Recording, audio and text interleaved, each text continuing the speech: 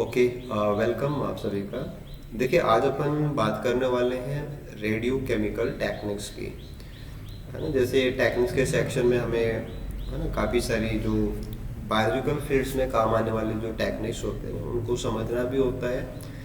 और है ना, उनके जितने भी एंगल्स होते हैं या जो भी प्रोसीजर्स होते हैं, एप्लीकेशंस होते हैं ना, वो सब क्वेश्चन के हिसाब से इम्पोर्टेंट चीज़ें होती है। तो आज अपन, है ना, रेडियो एक्टिविटी से जुड़ी हुई जो टेक्निक्स है ना उनको समझेंगे। तो ये भी क्या है कि जैसे अच्छा सेक्शन होता है ना, रेडियो एक्टिविटी के क्वेश्चन हैं वो आते हैं। तो चलिए स्टार्ट करते हैं कि radiochemical techniques are mainly use to detect का मतलब हम पता लगाते हैं ना, सब्सटेंसेस। जैसे कोई भी रेडियो एक्टिव कंपाउंड है या रेडियो एक्टिव पदार्थ है, वो सब्सटेंस हो गया, उसका पता लगाना इन ए माइन्यूट क्वांटिटीज। माइन्यूट का मतलब बहुत ही सूक्ष्म जो मात्रा होती है उसको माइन्यूट बोलते हैं ना।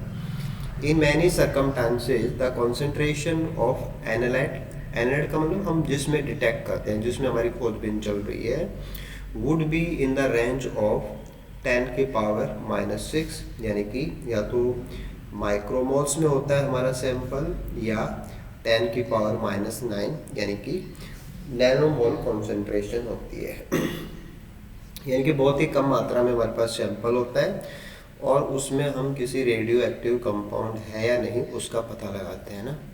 The limitation of chemical method is to detect the concentration above 10⁻⁻⁷ mole. तो केमिकल मेथड्स हैं उनसे हम ज़्यादा, है ना, और बहुत जो कम, अबव का मतलब यहाँ पे 10⁻⁸, 10⁻⁹ इधर जाएंगे उससे, है ना।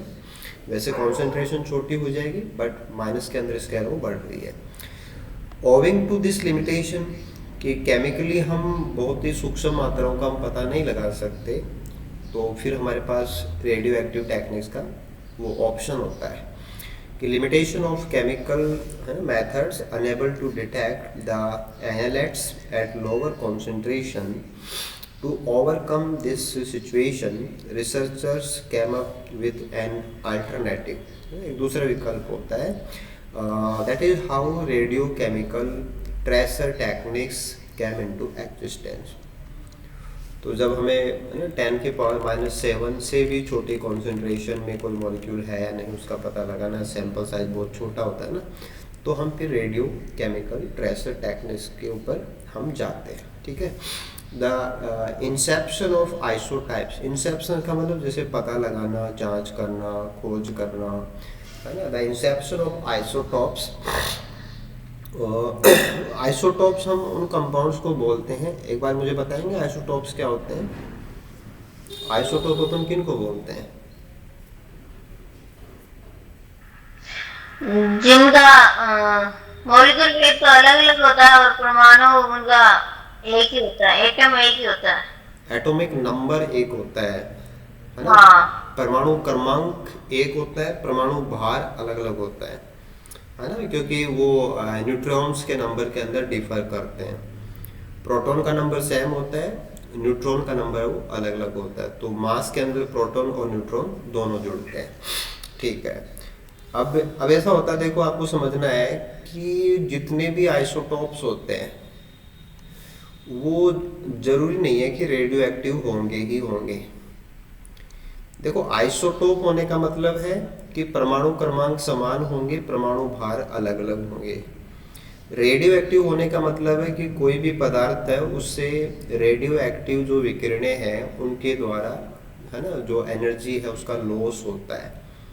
तो रेडियो एक्टिव होना डिफरेंट चीज़ होती है, आइसोटोप होना अलग चीज़ होती है। ठीक है ना, दोनों डिफरेंट चीज़ हैं। लेकिन अपन क्या करते हैं कि जो मेनली हमारे रेडियो एक्टिव कंपाउंड्स हैं वो आइसोटोप्स हैं, तो हम ऐसा लगता है कि जैसे आइसोटोप होना ही रेडियो एक्टिव होना है, लेकिन ये दोनों जरूरी नहीं है ना।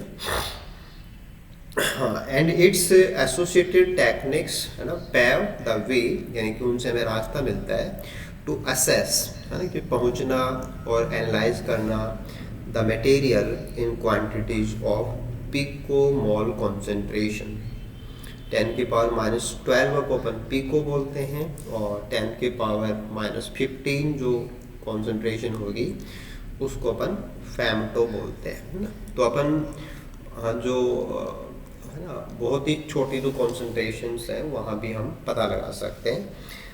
This ability of radioisotope enabled the researcher to develop and design various experimental approaches that can address the need of various problems in the field of, जैसे बायोलॉजी है, मेडिसिन है, या कुछ दूसरे फील्ड्स हैं, उसमें अपन इनका इस्तेमाल कर सकते हैं। द मॉलिक्यूल्स और कंपाउंड दैट आर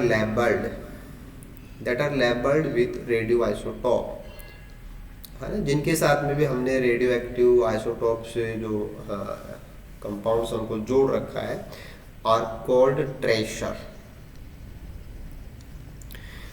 जैसे मान लो कि आपने कोई भी मटेरियल लिया और उसमें जैसे मान लो है ना आप कुछ भी कोई न्यूक्लियोटाइड ले रहे हैं ना, और उसके अंदर जो हाइड्रोजन एटम है वो ट्रिटियम है ना।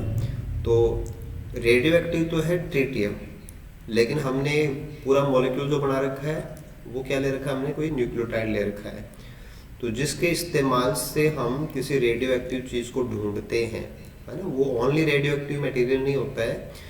रेडियो एक्टिव जो आइसोटोप्स हैं वो किसी दूसरे मॉलिक्यूल के साथ फ्यूज होते हैं। तो फ्यूज कंडीशन में जो पूरा कॉम्प्लेक्स है ना उसको अपन बोलते हैं ट्रेशर। तो ट्रेशर का मतलब हमारा जो कंपाउंड है उसके साथ में रेडियो आइसोटोप है वो एडेड है। Because this tracers enable the scientist to track और follow the changes that are taking place in the labelled compound when compared to the non labelled compound. तो लेबल्ड कंपाउंड के साथ क्या चल रहा है, अनलेबल्ड के साथ क्या चल रहा है, दोनों के जो डिफरेंसेज हैं वो हम पता लगा सकते हैं। Hence this technique referred as tracer technique, है ना, कि हम कोई भी रेडियो एक्टिव कंपाउंड है उसकी एक्टिविटी को हम ट्रेस कर सकते हैं और जो रेडियो एक्टिव नहीं है उसके साथ में कंपेयर कर सकते हैं, इसलिए हम इनको ट्रेशर टेक्निक बोलते हैं। Radioisotopes allowed the science fraternity to understand and provide clues that में मैक्रोमोलिक्यूल्स, जैसे कि आपके प्रोटीन्स हो सकते हैं, लिपिड्स हो सकते हैं, कार्बोहाइड्रेट्स हैं, न्यूक्लिक एसिड्स हैं, वो कैसे सिंथेसाइज होते हैं, उनके बेसिक प्रोसेस क्या हैं, एलिमेंट्स क्या हैं। जैसे आपने देखा होगा कि जब आप प्लांट फिजियोलॉजी वगैरह पढ़ते हैं तो वहाँ पे अपन देखते हैं ना कि कोई भी पाथवे आता है उसको डिस्कवर किया गया। तो जब भी कोई पाथवे डिस्कवर होता है तो पाथवे में बहुत सारे स्टेप्स होती हैं। तो स्टार्टिंग में कौन सा कंपाउंड बना, फिर कौन सा बना, फिर कौन सा बना, ये सब रेडियो एक्टिविटी से हमें पता चलता है। तो हमारे बहुत सारे एस्पेक्ट हैं बायोलॉजिकल साइंसेज में जहाँ हम इन चीज़ों के इस्तेमाल से बहुत सारे फ़ायदे उठाते हैं।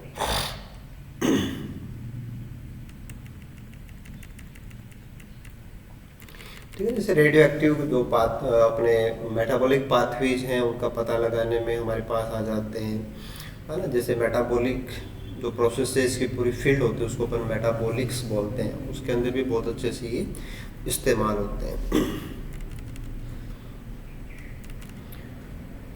चलिए सबसे पहले अपन बात करते हैं कि रेडियो एक्टिव टेक्निक्स के अंदर बेसिक्स में हमें क्या क्या चीज़ें पता होनी चाहिए, है ना। तो सबसे पहला तो ये आता है कि आइसोटॉप्स क्या होते हैं, ये हम जानेंगे। देखो लिटरल मीनिंग ऑफ आइसो का मतलब सिमिलर होता है ना, जो सेम, जैसे आइसोगैमेट्स, आइसोगेमी, है ना। आइसो का मतलब similar. Isotopes have different atomic weight, है ना, विथ सेम एटॉमिक नंबर। ये सबसे इम्पोर्टेंट चीज़ आपको पता होनी चाहिए कि उनका एटॉमिक वेट अलग अलग होता है, एटॉमिक नंबर है वो सेम होता है ना, ऑफ द सेम एलिमेंट। अब देखो जब आप ये बोलते हैं ना कि एटॉमिक नंबर अगर एक है तो वो एलिमेंट एक ही होते हैं। जैसे आपने यहाँ देखिए, जैसे C6 है ना, ये क्या है, C6 का मतलब ये एक ही चीज़ है, ये दोनों ही कार्बन एलिमेंट है। अब ये जो ऊपर लिखा है 12 है और ये लिखा है 14, ये है मास, एटॉमिक मास बोल सकते हैं आपको, वेट है, ये डिफर कर रहा है। और ये है इनका एटॉमिक नंबर, परमाणु क्रमांक। तो परमाणु क्रमांक सेम होने पे एलिमेंट दो हो ही नहीं सकते।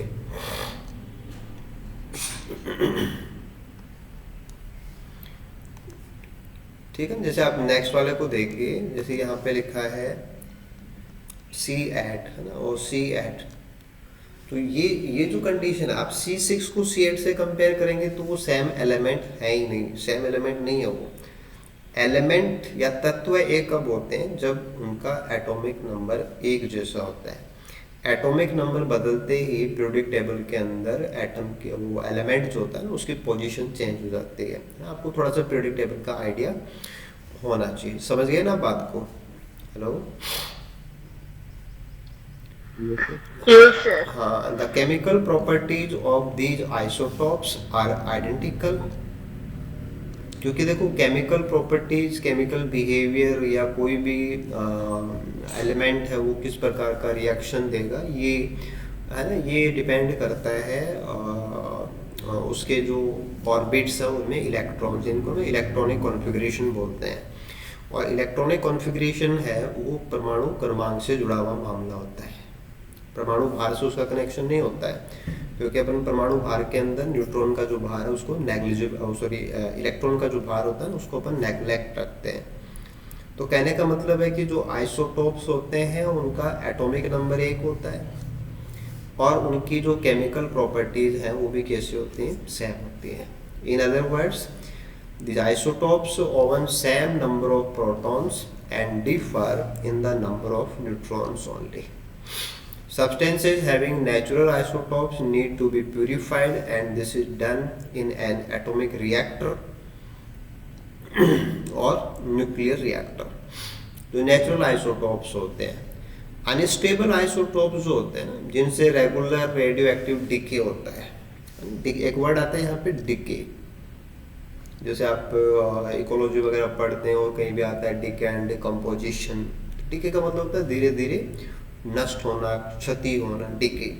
तो अनस्टेबल आइसोटॉप्स क्या होते हैं, धीरे धीरे वो उनकी एनर्जी कम होती है, रेडिएशंस निकलने लगते हैं ना, are known as radioisotopes. तो जो अनस्टेबल होते हैं वही रेडियो वाले होते हैं, क्योंकि रेडिएशंस एमिट वही करेगा जो धीरे धीरे डिके उसका चल रहा हो, ठीक है ना। To obtain stability they undergo radioactive decay, है ना। ये हर जगह पे लागू होता है कि जब भी आपके पास कोई भी मॉलिक्यूल हो, कंपाउंड हो, एटम हो, जब भी उसके पास ज़्यादा एनर्जी होती है तो एनर्जी को वो लॉस करता है, और एनर्जी को लॉस करने के बाद में वो स्टेबल स्टेज में आता है। तो रेडियो एक्टिव कंपाउंड है वो भी क्या करते हैं, लगातार उनका डिके चल रहा होता है, और फाइनली वो भी एक स्टेबल न्यूक्लियस में कन्वर्ट हो जाते हैं। This phenomenon is commonly observed in elements of higher atomic number. तो जिनका एटॉमिक नंबर ज़्यादा होता है, यानी कि जो पीरियोडिक टेबल में बाद में आते हैं, उनके अंदर ये चीज़ें बहुत कॉमन होती हैं। अब अपने पास यहाँ पे एक टेबल है, इस टेबल से हम काफ़ी सारी चीज़ों को देखते हैं, हमारे काम में आ सकती है। कुछ चीज़ें हैं, है ना, डायरेक्टली हमसे क्वेश्चंस में पूछी जा सकती हैं। देखिए पहले कॉलम में तो है आइसोटॉप, और दूसरे में उसका नेचर है कि वो स्टेबल है या अनस्टेबल है, तो अपन रेडियो एक्टिव बोल देंगे। अनस्टेबल ही रेडियो एक्टिव होता है। फिर आता है कि उसमें रेडियो एक्टिव डिके जब होता है ना, ड्यूरिंग डिके, जब वो रेडियो एक्टिव है तो उसमें से कुछ ना कुछ डिके चल रहा है उसका, और डिके के दौरान उसमें से क्या निकलता है, जो विकिरणें निकलते हैं उसको बोलते हैं अपन एमिशन, है ना। तो एमिशन किस चीज़ का होता है। फिर आता है कि स्टार्टिंग में जो कॉन्सेंट्रेशन थी, कितने समय बाद वो कॉन्सेंट्रेशन आधी रह जाएगी। This is called half life for a radio active compound और एलिमेंट।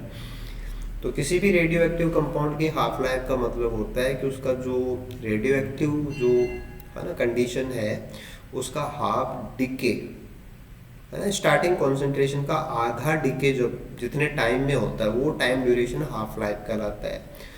और फिर मैक्सिमम एनर्जी है कि डिके के दौरान मैक्सिमम एनर्जी कितनी निकलती है, वो है मेगा इलेक्ट्रॉन वोल्ट के अंदर, ठीक है। जैसे 1H2 है, ये अपना नॉर्मल हाइड्रोजन है ना, ये स्टेबल है। ऐसे 1H1 होता है, उसको क्या बोलते हैं, जैसे ये तो था 1H2 और ये है 1H3। आप इनके नाम बता सकते हो। 1H1 का नाम क्या होता है? Protein sir. हाँ, ये प्रोटियम होता है ना। और ये 1H3, ये रेडियो एक्टिव आपको कंपाउंड ये मिलता है क्योंकि जब आप मॉलिक्यूलर बायोलॉजी पढ़ते हो ना तो उसके अंदर बहुत बार आता है कि radioactive, radio labelled thymine ली हम ने ना, जैसे अपन निशान लगाते हैं रेडियो एक्टिव थायमिन ली। तो रेडियो एक्टिव थायमिन का मतलब क्या है कि हमने जो थायमिन लिया है ना, थायमिन के अंदर जो हाइड्रोजन है वो हाइड्रोजन कैसे ट्रिटियम वाले हैं, दिस इज ट्रिटियम। ठीक है, ट्रिटियम इज रेडियो एक्टिव। या अपन कहते हैं कि ट्रिटियम लेबल्ड थायमिन लिए अपन ने, है ना। तो ट्रेशर में या डिटेक्शन में हम उसी को लेते हैं जिसमें से एमिशन होता है। ठीक है, तो हाइड्रोजन के लिए कौन है? 1H3 यानी कि ट्रिटियम है। इसमें से एमिशन होता है बीटा पार्टिकल्स का। एमिशन रेडिएशन का नहीं बोलते अपन, एमिशन बोलते हैं पार्टिकल का। क्योंकि देखो डी ब्रोगली का जो सिद्धांत है कि उनका ये मानना था, उन्होंने ये बताया कि जो है ना ड्वेल नेचर होती है कि वो रेडिएशन के रूप में बिहेव करती है एनर्जी, और एट द सेम टाइम है ना वो डिस्क्रीट यूनिट्स जो होती है उनके रूप में भी, यानी कि कणीय प्रकृति भी होती है और तरंग जैसी प्रकृति भी होती है। तो रेडियो एक्टिव है और डीके में एमिशन किस चीज़ का होता है? बीटा पार्टिकल्स का होता है। हाफ लाइफ क्या है? 12.3 ईयर्स है। ठीक है, ये इसका एनर्जी अमाउंट है। इसके बाद में कार्बन के हैं ना C13, C14। तो C14 है वो हमारे पास क्या है? रेडियो एक्टिव है। और उसमें से एमिशन किसका हो रहा है? बीटा पार्टिकल्स का एमिशन हो रहा है। लेकिन एमिशन की जो स्पीड है वो कम है,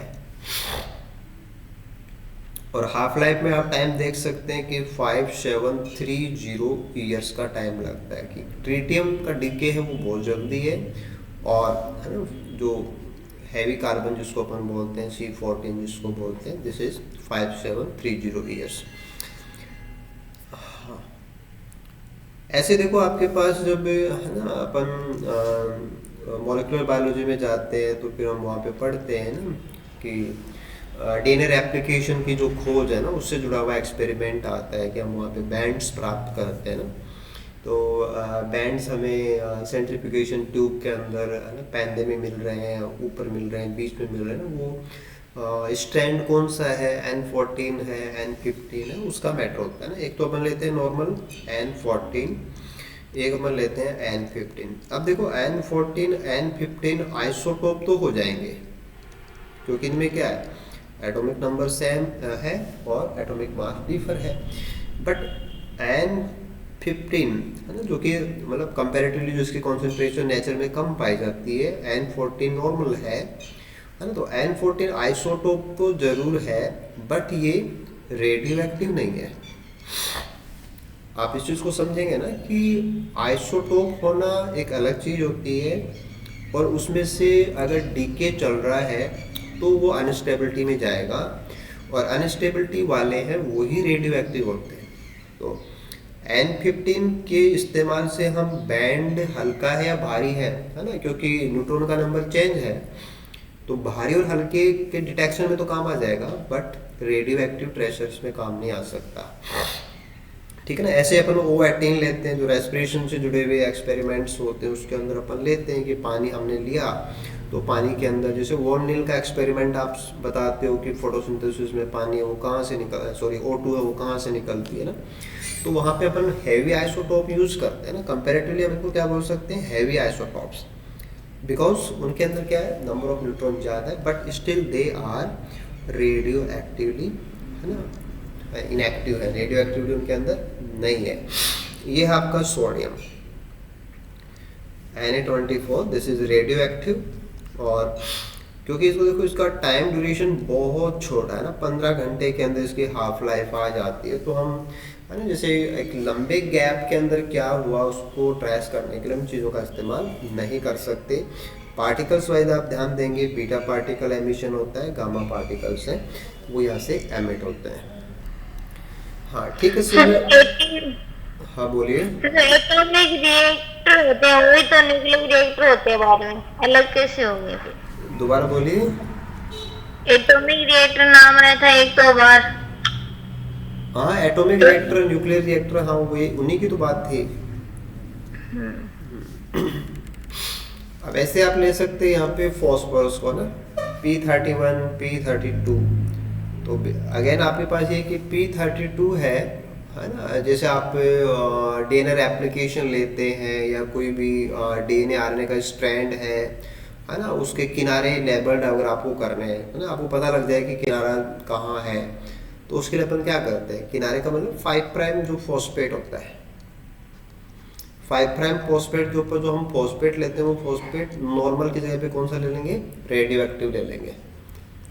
तो हम ऑटो रेडियोग्राफी के अंदर हमारे जो स्ट्रैंड्स हैं उनको आइडेंटिफाई कर सकते हैं, यानी कि हमारा एलिमेंट कौन है, उसका आइसोटोप है या नहीं, रेडियो एक्टिविटी है या नहीं, उसके अकॉर्डिंग हम हमारी कोई भी बायोलॉजिकल प्रोसेस है उसमें उसका इस्तेमाल करते हैं, है ना। जैसे यहाँ पे एमिशन बीटा का होगा 14.3 डेज, है ना, हाफ लाइफ टाइम है।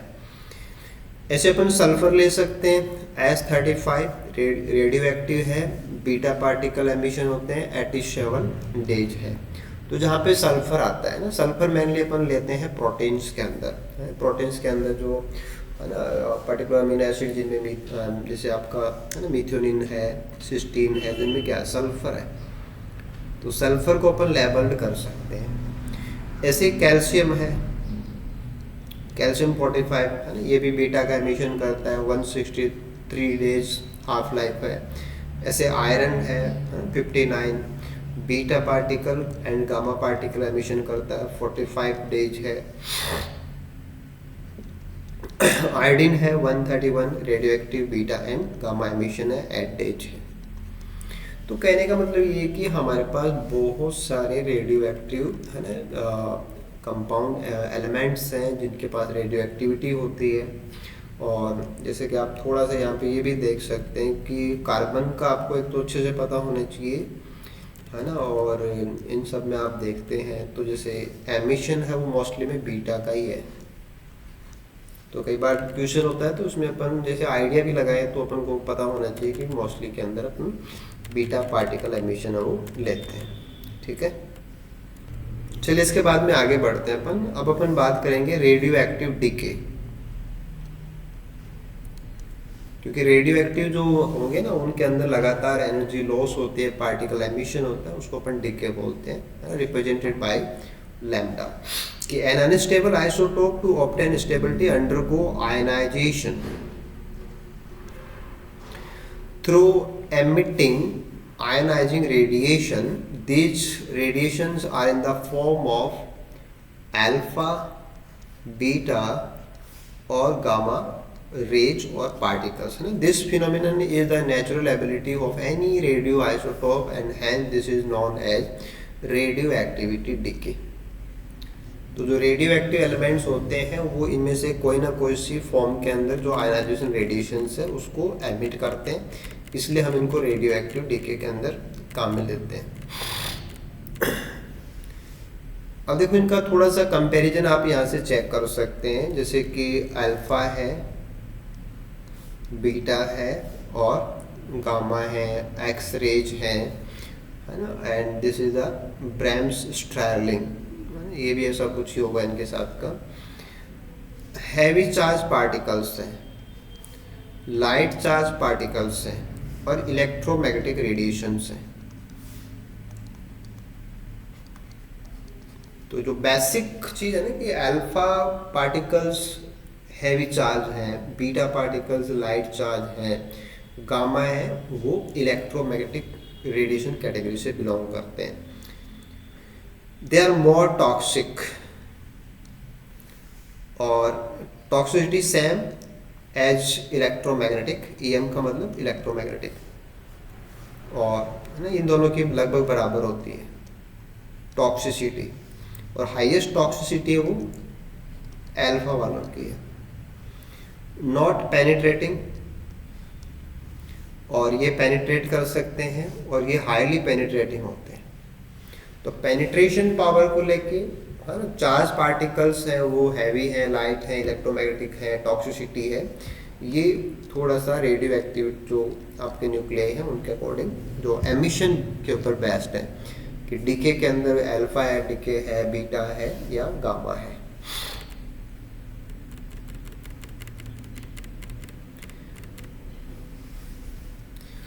ऐसे अपन बात कर सकते हैं नेगाट्रॉन एमिशन।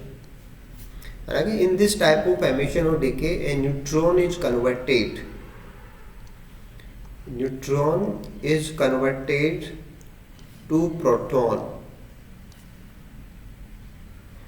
अब देखो थोड़ा सा आप यहाँ पे समझ लीजिए कि अगर आप एक न्यूट्रॉन को प्रोटॉन में कन्वर्ट कर रहे हो तो प्रोटॉन है वो एक बढ़ जाएगा, यानी कि एटॉमिक नंबर है वो चेंज हो जाएगा,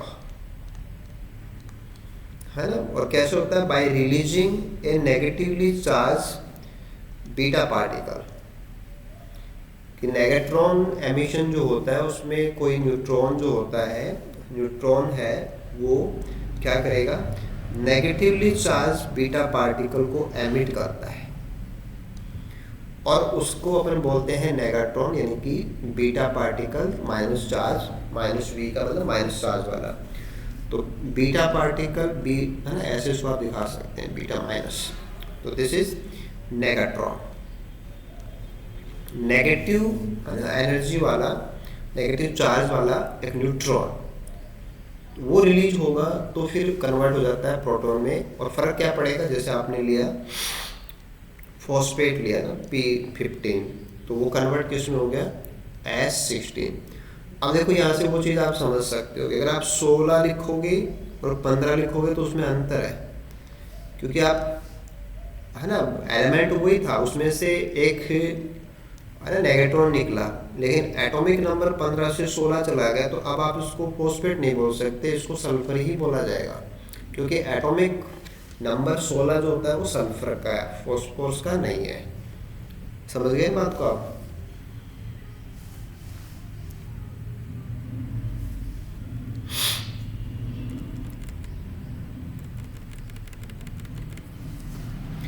ठीक है, ऐसे अपन ले सकते हैं decay by positron.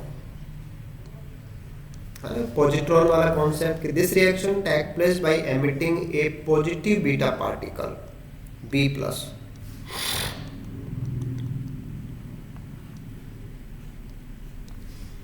from a proton and forming a neutron। अब इसमें देखो आपको वैसे लगाना है कि अगर आपने प्रोटॉन में से है ना एक पार्टिकल निकाल दिया प्लस वाला और वो प्रोटॉन किस में कन्वर्ट हो गया? न्यूट्रॉन में कन्वर्ट हो गया, तो इफेक्ट क्या पड़ेगा? -1 इन एटॉमिक नंबर, क्योंकि प्रोटॉन की संख्या एटॉमिक नंबर को बताती है। अब प्रोटॉन की संख्या एक कम हो जाएगी क्योंकि प्रोटॉन किस में बदल गया? न्यूट्रॉन में बदल गया। जैसे आपने C6 लिया था ना, ये कन्वर्ट हो गया 5B, यानी कि बीटा प्लस आपने जब पॉजिट्रॉन निकाला तो एटॉमिक नंबर है वो 6 से क्या हो गया? 5 हो गया। तो 5 होने पे अब आप इसको कार्बन नहीं बोल सकते, राइट। तो दोनों ही कॉन्सेप्ट आपको क्लियर होने चाहिए कि अगर नेगाट्रॉन है ना, वैसे बाई नेम भी पता होना चाहिए कि नेगाट्रॉन क्या है, पॉजिट्रॉन क्या है ना। जैसे आ जाए कि which one is a negatron, which one is a positron, ऐसे कोई बात नहीं, इंट्रैक्शन का मैटर है ना। आगे चलते हैं अपन अल्फा पार्टिकल एमिशन को देखते हैं ना कि अल्फा पार्टिकल निकलना है ना। Isotopes having high atomic number,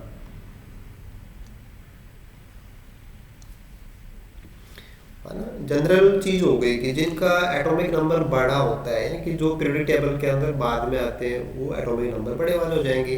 usually undergo alpha particle emission, है ना। Helium nucleus is the best example to explain alpha particle emission. हालांकि जो हीलियम है वो क्या है? वो हाई एटॉमिक नंबर नहीं है उसका, तो हाइड्रोजन के जस्ट बाद में हीलियम आता है तो वो नहीं आएगा। लेकिन नॉर्मली जो होते हैं वो क्या होते हैं? हाई एटॉमिक नंबर वाले होते हैं।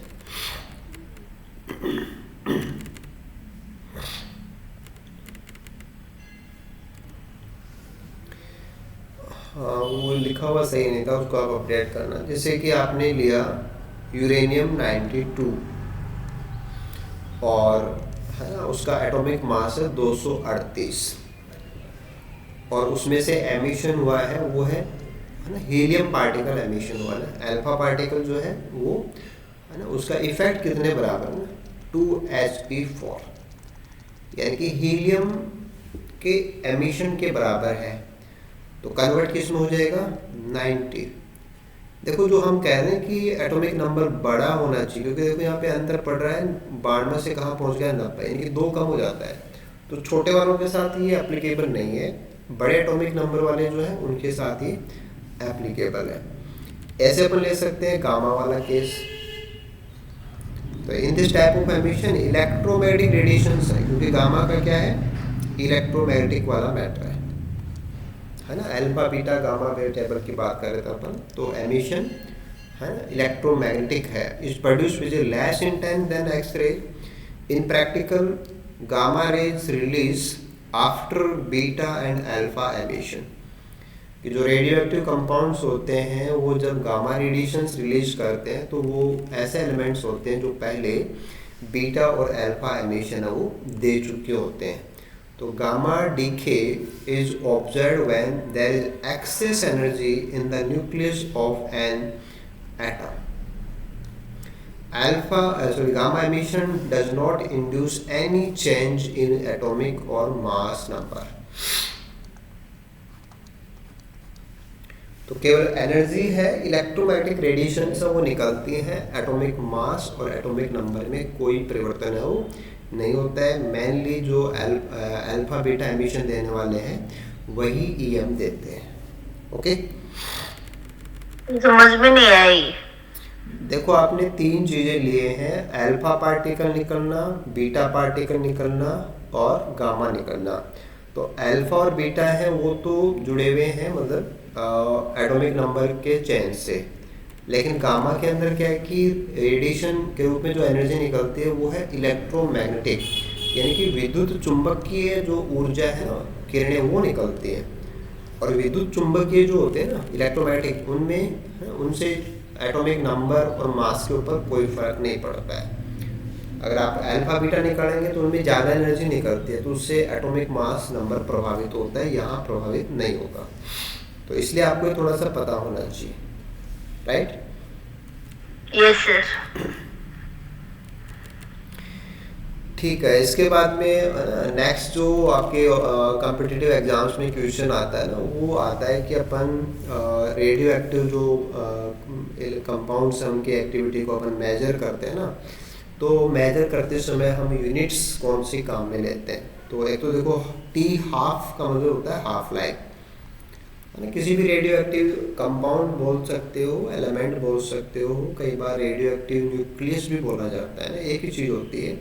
जो भी रेडियो एक्टिव है ना उसके लिए आप ऐसे वर्ड यूज़ कर सकते हो। और उसका हाफ डीके जो होता है वो हाफ टाइम होता है, T½ से उसको अपन रिप्रेजेंट करते हैं कि half time is the time required for half of the nuclei in a radioactive sample to DK.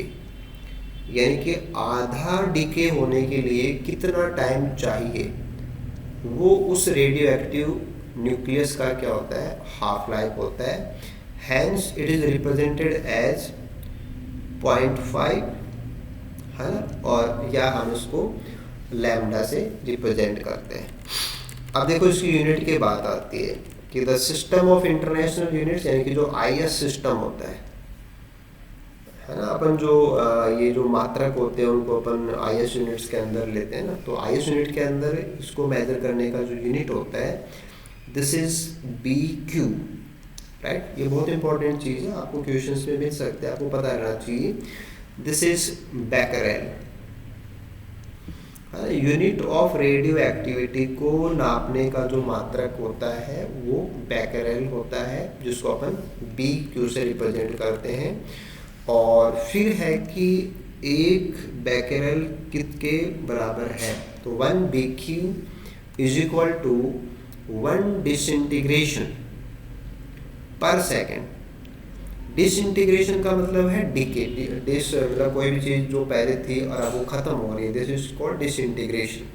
जुड़ के बनना इंटीग्रेशन होता है और टूट के खत्म होना डिसइंटीग्रेशन होता है, उल्टा हो जाता है। तो 1 सेकंड में, है ना, 1 इंटीग्रेशन पर सेकंड। अगर कोई रेडियो एक्टिव कंपाउंड के अंदर 1 इंटीग्रेशन 1 सेकंड में हो रहा है तो वो 1 BQ के बराबर होता है। दिस इज 1 D डिसइंटीग्रेशन पर सेकंड, DPS। इससे पहले मैरी क्यूरी, जिनको नोबेल प्राइज भी मिला था रेडियो एक्टिविटी के लिए, उनके सम्मान के अंदर भी क्यूरी से भी हम इसको मेजर करते थे, लेकिन अब रिसेंटली अपन क्या काम में लेते हैं, बेकरेल, BQ। ओके,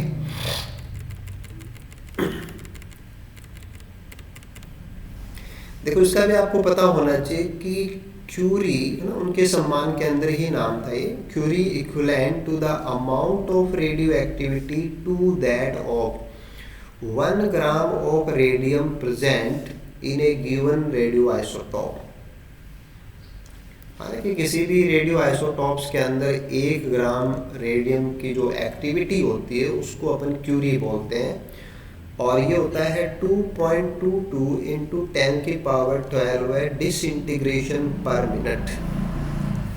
तो क्यूरी जो है उसका वैल्यू भी आपको पता होना चाहिए, बेकरेल का वैल्यू है वो भी अपन को पता होना चाहिए, एंड दिस इज 2.22 इंटू 10 की पावर 12 डिसइंटीग्रेशन पर सेकेंड, और वहाँ पे था 1 डिसइंटीग्रेशन पर सेकेंड। वो पर सेकेंड था, ये पर मिनट है, DPM, वो DPS रेंज में आता है। ओके, ठीक है। ऐसे कुछ और चीजें आप इसमें ऐड कर लीजिए, जैसे एक तो होता है आपका काउंट्स पर मिनट, CPM। तो काउंट्स पर मिनट का मतलब हो जाएगा number of beta particles detected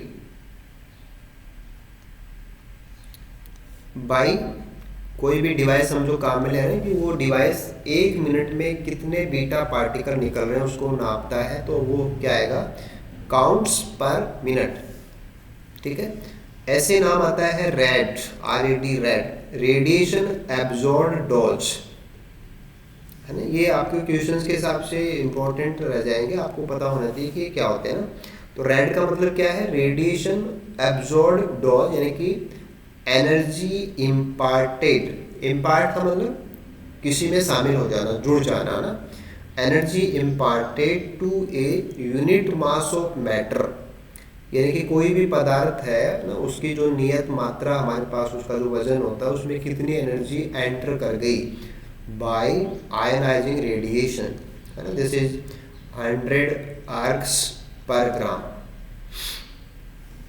ऐसे होता है रोंटजेन। तो रोंटजेन का मतलब क्या होता है कि एन एक्सपोजर, है ना, जैसे हम किसी भी सैंपल को रेडिएशन के सामने लाएंगे तो वो एक्सपोज हो रहा है। जैसे मान लो कि आपने पौधे को धूप में रख दिया, तो आपने उसको धूप के लिए क्या कर दिया, एक्सपोज कर दिया।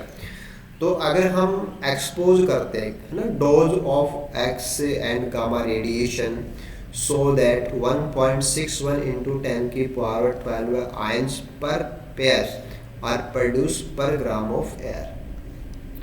तो रोंटजेन में भी अपन नाप सकते हैं, है ना, रेड में भी अपन नाप सकते हैं, CPM भी यहाँ पे काम आता है। ऐसे डिसइंटीग्रेशन है जो अभी अपने बात की थी, डिसइंटीग्रेशन पर मिनट, तो वो तो आपका 2.22 इंटू 10 की पावर 6 था, वो 1 माइक्रो क्यूरी, है ना। माइक्रो का मतलब 10 की पावर -6 रेंज करती है। तो क्यूरी है ना, बेकरेल है, रेड है, रोंटजेन है, ये सब क्या है, इनकी वैल्यूज़ कितनी होती है, थोड़ा सा आपको ध्यान रहना चाहिए, क्योंकि ऑलमोस्ट यहाँ से 1 या 2 क्वेश्चन आपको मिल सकता है, मिलते रहते हैं क्वेश्चन। ठीक है, इसके बाद में हम आगे बढ़ते हैं। अभी अपन डिस्कस करेंगे कार्बन डेटिंग, कि मेनली हमारे पास जो ऑर्गेनिक सैंपल्स होते हैं, जिसमें अपन ज़्यादातर जो काम करते हैं वो फॉसिल्स के साथ में करते हैं कार्बन डेटिंग का। तो कार्बन डेटिंग है, वो भी रेडियो एक्टिव टेक्निक्स के ऊपर बेस्ड है ना, एक एप्लीकेशन है कि रेडियो एक्टिविटी के इस्तेमाल से अपन कार्बन डेटिंग करते हैं। रेडियो कार्बन यानी कि ऐसे कार्बन जो रेडियो एक्टिव होते हैं, C14 वाले। Dating discovered by Willard Libby इन 1946। तो कार्बन डेटिंग जो टेक्निक है उसका जो आविष्कार है कि सबसे पहले कार्बन डेटिंग के बारे में जिन्होंने काम किया, this is Willard Libby. He was professor of chemistry in University of Chicago. For his discovery, he has been honored with a Nobel Prize in year 1960. This method mainly based on the measuring the levels, कि हम level नापते हैं of radio carbon C14 किसी भी पदार्थ के अंदर. तो आपके पास जो भी सैंपल होता है वो सब्सटेंस हो गया, मटेरियल हो गया, जैसे बोन है, रॉक है, वो सब क्या है, वो सब हमारे मटेरियल है. और उसमें अपन C14 की मात्रा को नापते हैं, है ना, measuring the levels of C14. This is called carbon dating. Carbon dating में हम ये करने वाले हैं. हाँ, radiation counting devices are used to perform carbon dating studies. Elemental carbon exist as both non radioactive and radioactive isotope. तो जो आपका C12 होता है वो तो हो गया आपका नॉन रेडियो आइसोटोप, C14 हो गया, वो हो गया आपका रेडियो एक्टिव आइसोटोप. ठीक है, देखो कार्बन वाले मैटर को अपन समझते हैं कि क्योंकि ना काफ़ी जगह पे आता है ये सेक्शन. ओके, तो है ना, जैसे हमारे फॉसिल्स में हमें C14 मिलता है और आज जो ऑर्गेनिक मैटर है उसमें C14 की मात्रा कम है. इसके कारण भी अपन को पता होना चाहिए. जैसे कि कॉस्मिक विकिरणें होते हैं, कॉस्मिक रेडिएशंस, वो है ना, उसकी वजह से जैसे नाइट्रोजन 14 है ना, कार्बन 14 है. अब ये जो कॉस्मिक रेडिएशन डिपेंड करता है कि हमारा जो एटमॉस्फेयर है उसके अंदर amount of radiations, amount of radiation, तो रेडिएशंस कितनी आएंगी ये डिपेंड करता है कि हमारा जो ओजोन है वो उनको फिल्टर कर रहा है नहीं कर रहा, या जो हाई एनर्जी जो ऑब्जेक्ट्स हैं जिसमें कि उनका पिंड वगैरह होते हैं, है ना, एक्स्ट्रा मीटेराइट्स हैं, वो हमारे वायुमंडल में आ रहे हैं नहीं आ रहे. तो अभी क्या है कि जैसे हमारे वायुमंडल में बहुत सारी ऑक्सीजन है तो जो भी बाहर से आता है वो जल जाता है, ओजोन भी है, बट पहले ये सब नहीं था. तो उस समय पे रेडिएशन वाइज एटमॉस्फेयर था वो बहुत हाई रेडिएशन वाला था, तो उसकी वजह से वो सब बने थे ना. हाँ, तो हमारे जो लिविंग ऑर्गेनिजम्स हैं उनमें जैसे C12 भी है, C13 भी है, C14 भी है, क्योंकि नेचर के अंदर वो हाई एनर्जी रेडिएशन से बने थे.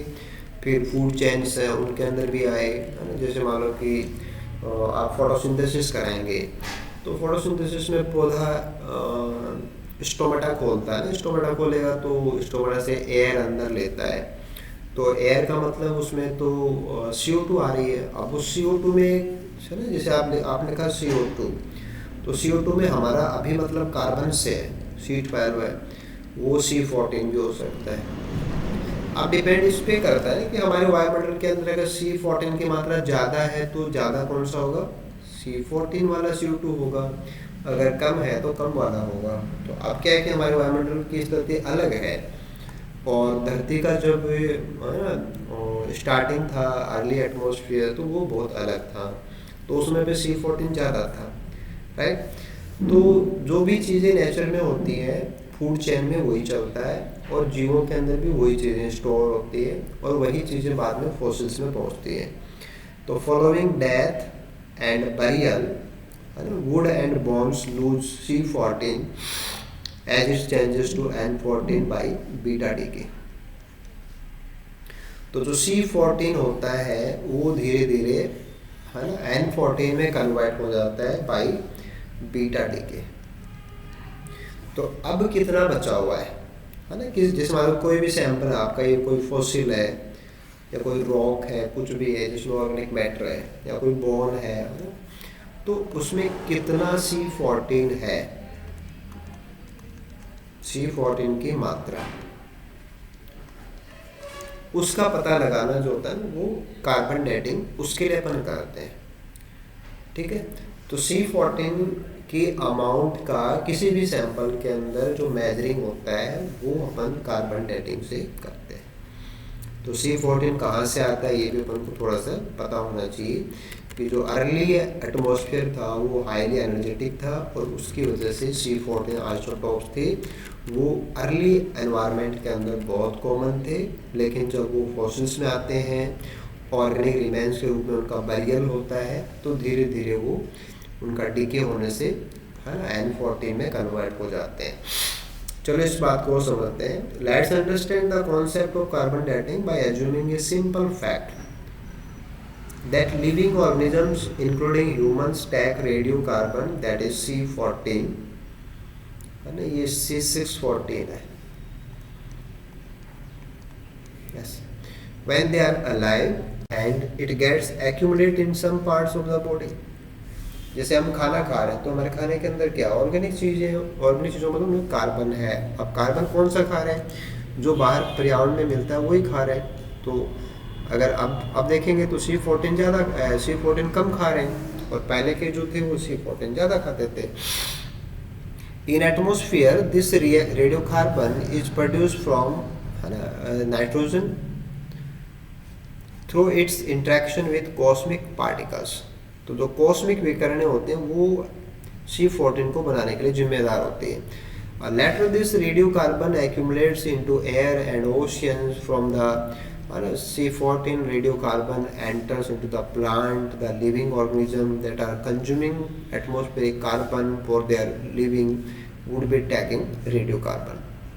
तो वो सब नेचर का पार्ट हो जाता है। जब है ही C14 या ज़्यादा C14 है तो वही फूड में होता है, वही जीव खा रहे होते हैं। This is how the radiocarbon is entering into the living systems. The amount of organism the moment of organism dies, कि जब किसी की डेथ होती है it would not be consuming any radiocarbon। जब तक जिंदा है तब तक वो भोजन लेता है, अब डेथ के बाद में भोजन लेना उसका बंद हो जाता है, यानी कि और C14 लेना उसका बंद हो जाता है, बट उसका डीके जो है ना वो तो चालू रहता है। तो in simple word after death radiocarbon start decaying and there would not be any addition of new radiocarbon। तो डेथ के बाद में क्या है कि केवल डीके होता है, नया एडिशन नहीं होता। कॉन्सेप्ट हमने ये बात की थी कि जो N14 है वो कन्वर्ट हो जाएगा C14 में, प्रोटॉन एमिट करता है। तो scientifically it is proved that ratio of है ना, ये आपको बहुत अच्छे से पता होना चाहिए। ये जो अभी अपन अंडरलाइन कर रहे हैं ना कि C14 है ना, C14 डिवाइडेड बाय C12 है, ये हो गया इनका अनुपात है ना, is equal to atmospheric ratio. whereas this ratio is altered in the case of dead and deteriorating animals or plants। क्योंकि देखो अगर हम जिंदा जीवों की बात कर रहे हैं तो वो नेचर के साथ हार्मोनी में होते, जैसे अपन है तो अपन खाना खा रहे हैं, रेस्पिरेशन कर रहे हैं, खाना खा रहे हैं उसमें CO2 वो कार्बन ले रहे हैं, रेस्पिरेशन और उसमें कार्बन को CO2 के रूप में वापस छोड़ रहे हैं। तो हमारे अंदर जो चल रहा है वो बाहर जो वायुमंडल में है उसके जैसा ही है, यानी कि बाहर का C12 और 14 का रेशियो और हमारे अंदर का रेशियो बराबर है, क्योंकि हमने वही चीज़ें लगातार कंटिन्यूटी में मेंटेन की हुई है। लेकिन अगर हमारी डेथ हो जाएगी तो उसके बाद में वो अनुपात बदल जाता है, क्योंकि हम जो चीज़ें हैं उनमें से एक चीज़ ऐसी है जो तो है स्टेबल और दूसरी ऐसी है जो है अनस्टेबल। तो अनस्टेबल चीज़ क्या होगी, धीरे धीरे उसका लॉस हो रहा है तो उसकी मात्रा कम हो जाएगी। तो ये जो C14 है ये तो कम हो जाएगा, C12 है वो उतना ही रहेगा, तो अनुपात प्रभावित हो जाता है। तो रेशियो डेथ के बाद में बदलने लग जाता है, और वो कितना बदला है ना, प्रेजेंट रेशियो के हिसाब से या जिस समय जीव रहता था है ना इतने मिलियन साल पहले, उस समय रेशियो क्या रहा होगा, उसके अनुपात में या उसके कंपैरिजन में आज रेशियो कितना है, उससे हम पता लगाएंगे कि C14 में कितनी कमी आ गई। अब C14 में कितनी कमी आ गई उसको फिर हम हाफ लाइफ से डिवाइड कर देंगे कि इतनी कमी के लिए हमें कितनी हाफ लाइफ चाहिए, तो हमें पता लग जाएगा कि कितने साल पुराना है। यानी कि ऐसे अपन डेटिंग करते हैं। तो hence the measuring the available quantities of both C12 and 14 is possible to calculate the age of material. While studying the decaying material is noted that the level of C14 diminish का मतलब धीरे धीरे खत्म हो रहा है, and the level of newly formed N14 this is increases, क्योंकि जब decay होता है तो कन्वर्ट हो जाता है N14 के अंदर। हाँ, अब देखो यहाँ पे हमने समझा था कि कार्बन के केस के अंदर जो C14 है उसको आधा डीके होने में 5730 साल लगते हैं। तो this time taken to reduce radiocarbon to half of its original quantity that is called half life. तो फिर हम पता लगा सकते हैं है ना कि मटेरियल के अंदर जो रेशियो है वो कहाँ से कहाँ चला गया। तो उसमें C14 की मात्रा अगर आधी हो गई है, इसका मतलब ये 5730 साल पुराना है। अगर आधे से भी आधी हो गई है, 25% हो गया, तो हम क्या करेंगे 5730 पहली हाफ लाइफ का हो गया, जब वो मात्रा कहाँ पहुंची, हाफ पहुंची थी। अब वापस हाफ का हाफ हो गए तो कितनी होगी 1/4, तो वापस 5730 साल लगे। तो दिस विल बी 0, 6, 4 और 11, तो 11460 साल का मैटर हो जाएगा अगर वो 1/8 हो गई है ना। इसमें देखो आपको क्या देना है कि 1 से आधा हाफ लाइफ 1 पूरी हो गई, आधे से उसका आधा हाफ लाइफ सेकंड पूरी हो गई, ऐसे हाफ लाइफ सेकंड थर्ड पूरी हो गई। तो अनुपात से हमें पता लगेगा कि C14 कितना कम हो गया। अगर वो आधा के बराबर है तो 5730 है ना, 1/4 के बराबर है तो 5730 का डबल, और 1/8 के बराबर है तो 5730 का ट्रिपल टाइम हो चुका है। देखिए कुछ चीज़ें हैं जो रेडियोकार्बन के जुड़ी हुई चीज़ों को क्या कर देंगी, डिस्टर्ब कर देती है। एनवायरमेंटल पॉल्यूशन है ना, is a major factor affecting carbon dating. For example uncontrolled emission of carbon intermediates into the atmosphere will affect the ratio of stable and radiocarbon। जैसे मान लो कि आप इंडस्ट्री चलाएंगे तो इंडस्ट्रीज के अंदर आप फॉसिल फ्यूल्स बर्न करेंगे, और फॉसिल फ्यूल्स के अंदर पुराने ज़माने का कार्बन है और उसमें ज़्यादा क्या है C14, तो उसको अपन जलाएंगे तो ज़्यादा धुआं निकलेगा, और धुएं के अंदर कौन सा कार्बन है C14, तो हमारे वायुमंडल के अंदर क्या हो जाएगा C14 की मात्रा बढ़ जाएगी। तो एग्जैक्ट जो रिजल्ट आने चाहिए वो नहीं आएंगे, क्योंकि हम तो आज की मात्रा के हिसाब से सैंपल में देखते हैं ना। तो एनवायरमेंटल पॉल्यूशन यानी कि फॉसिल फ्यूल्स को बर्न करना, वो हमारे रेशियोज को प्रोवाइड कर देगा। Unexpected change in the marine environment like tsunami आ जाए, है ना, तो उससे भी क्या है कि जो सेडिमेंट्स जो होते हैं ना, पैंदे के अंदर जो चीज़ें बैठी हुई होती हैं या जो है ना टाइम के साथ में जो चीज़ें परतों में गई हुई होती हैं वो सारी डिस्टर्ब हो जाती हैं। Any abnormality in the cosmic radiations, अगर कॉस्मिक रेडिएशंस की मात्रा प्रभावित हो रही है, उनका व्यवहार प्रभावित हो रहा है, तो उससे भी क्या है रेडियो एक्टिव न्यूक्लियस जो है उनके ऊपर फर्क पड़ेगा। तो रेडियो कार्बन जो डेटिंग है वो मतलब कुछ चीज़ों से प्रभावित हो जाती है। ये चीज़ें एनवायरनमेंट का हिस्सा हैं, जैसे एनवायरमेंटल पोल्यूशन होता है ना, अनएक्सपेक्टेड जो कैटास्ट्रोफ्स हैं वो आते ही हैं, कॉस्मिक रेडिएशन से वो कोई भी मीटोराइट इम्पैक्ट वगैरह होता है तो उससे बढ़ सकती है। ठीक है, देखो इसके बाद में कुछ ये एप्लीकेशंस है ना, ट्रेसर जो टेक्निक्स हैं उनके इस्तेमाल अपन कहाँ कहाँ करते हैं ये भी थोड़ा सा ध्यान रख सकते हैं अपन। जैसे कि कार्बन 11 है ना C11 used to identify the location of biomolecules.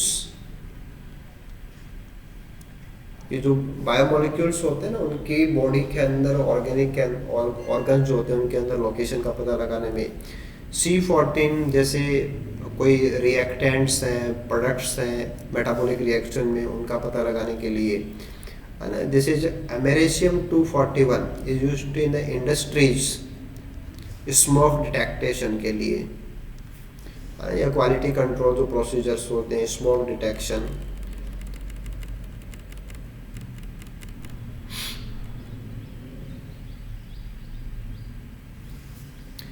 जैसे आपका सल्फर आ गया तो सल्फर का कनेक्शन आएगा प्रोटीन से, और ऐसे फॉस्फोरस है तो उसका कनेक्शन आएगा न्यूक्लियोटाइड से। क्योंकि आपको ध्यान रखना है कि जो डीएनए आरएनए उसमें सल्फर नहीं होती है और जो प्रोटीन्स उनमें फॉस्फोरस नहीं होती है। तो प्रोटीन संबंधी काम करना है तो सल्फर काम में लेना पड़ेगा आइसोटोप वाला, और न्यूक्लिक एसिड के साथ में काम करना है तो रेडियो एक्टिवली जो फॉस्फोरस है P35 वो काम में लेना पड़ेगा।